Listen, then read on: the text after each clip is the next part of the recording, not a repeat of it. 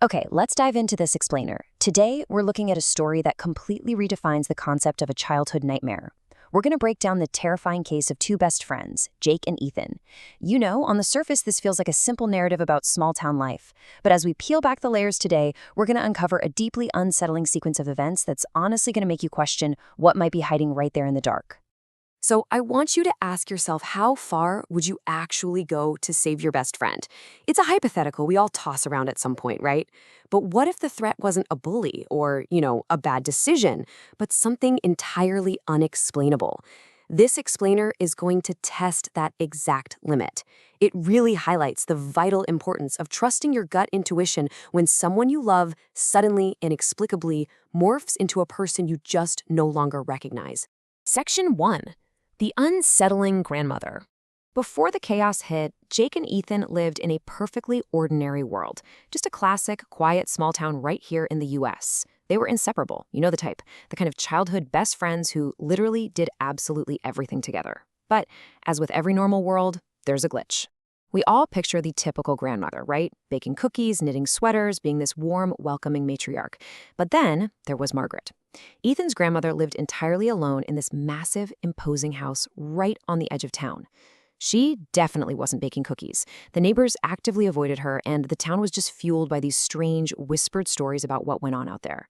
Jake always felt this deep, undeniable discomfort whenever he was even near her. Section 2. A sudden, dark change. Now, what's really interesting about this slide is how fast everything unravels. The comfortable, predictable pattern of Jake and Ethan's friendship was just about to shatter. And it didn't happen slowly over a period of years. It happened almost overnight.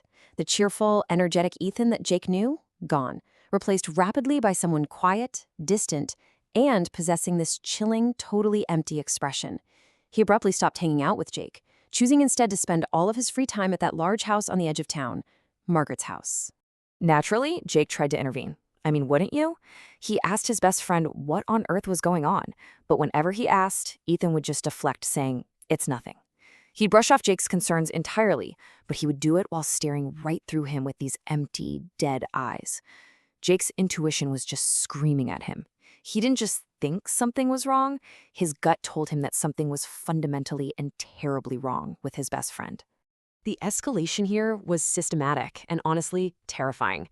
Weeks ago, it started with Ethan simply not hanging out. A red flag for sure, but maybe explainable. Then the empty stares and the profound emotional distance really set in. But the critical breaking point arrived when Ethan stopped coming to school entirely. This wasn't just a phase anymore. This total isolation was the exact catalyst that finally pushed Jake to just take matters into his own hands. Section 3. The Midnight Shed Rescue. Worried, absolutely sick about his friend vanishing from normal life, Jake decides he has to visit Margaret's property. He waits until late at night, sneaking onto the dark, overgrown grounds, his heart just pounding in his chest. As he creeps up to the imposing house, he notices this faint, unnatural light glowing from an old, dilapidated shed out back. Curious and honestly terrified, he creeps closer to the cracked wood to investigate. He peers inside.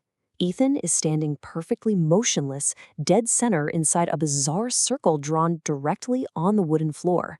Surrounding that circle, dozens and dozens of black candles, casting a horrible flickering light across the walls. And there, standing just outside the circle, is Margaret, whispering strange, totally unrecognizable words. Just imagine the sheer panic washing over Jake as he processes this whole occult ritual in real time. In a desperate moment of pure instinct, Jake breaks his cover. He shouts Ethan's name out loud. Slowly, his best friend turns around to face the door. But it isn't the Ethan he knows. Ethan's eyes are completely, horrifyingly black. There are no whites, no irises, just solid voids. And from those black eyes, Ethan delivers a single, one-word warning. Run. Before Jake's brain can even send the signal to his legs to run, every single black candle in that shed goes out in a single instant. The room is plunged into total, suffocating darkness. Then, a laugh breaks the dead silence.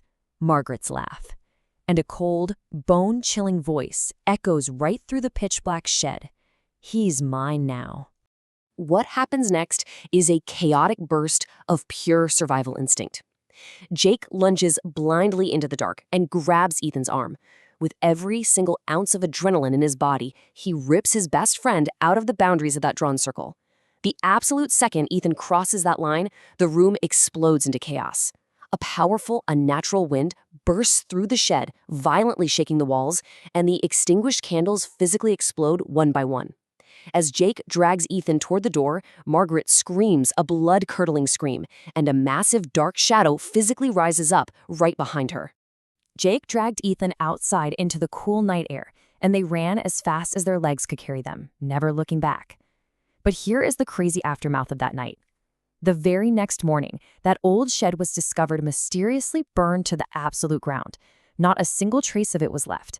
And Margaret? She vanished completely. She was literally never seen by anyone in that town ever again. Ethan, miraculously, slowly returned to his normal, cheerful self, but he never ever spoke a single word about what happened that night. They buried it deep. Section 4. The chilling twist. Let's move to and see how this builds, because years later, everything changes again.